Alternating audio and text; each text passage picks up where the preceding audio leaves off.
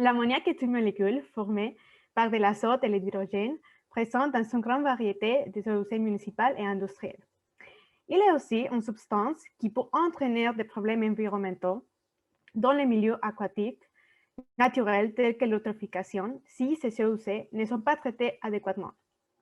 Des procédés conventionnels par lesquels l'ammoniac est enlevé des eaux consistent en les transformer en azote gazeux, ce qui ne permet pas de les récupérer, mais plutôt de les perdre à l'atmosphère.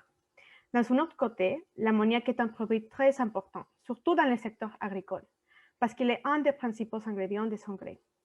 En fait, presque 90% de l'ammoniac total dans le monde est utilisé pour la production des engrais.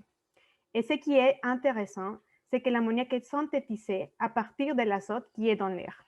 Si on regarde, le cycle de l'ammoniac n'est pas très efficient, puisque les deux procédés dont je vous ai parlé consomment une grande quantité d'énergie.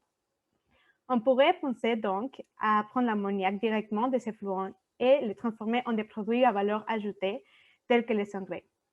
Dans l'actualité, on a déjà quelques alternatives pour le faire. Tel est le cas du procédé de strippage et absorption de l'ammoniac, qui consiste à bénéficier de la volatilité de cette composé pour l'enlever du liquide. L'ammoniac est donc conduite par un courant d'air à une solution acidique, dans laquelle un sel est formé, qui pourra servir comme engrais.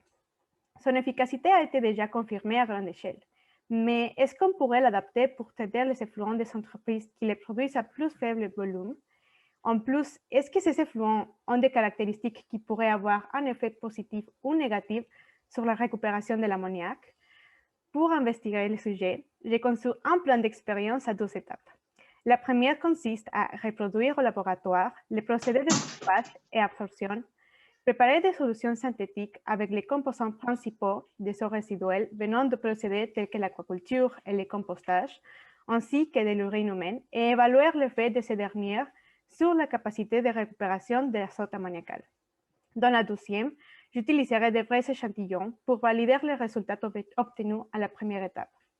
Les données recueillies serviront pour développer un modèle ayant par but d'évaluer la faisabilité de récupérer et valoriser l'azote ammoniacal à petite échelle. Et finalement, ça contribuera à diminuer l'impact de son élimination et sa production. Merci.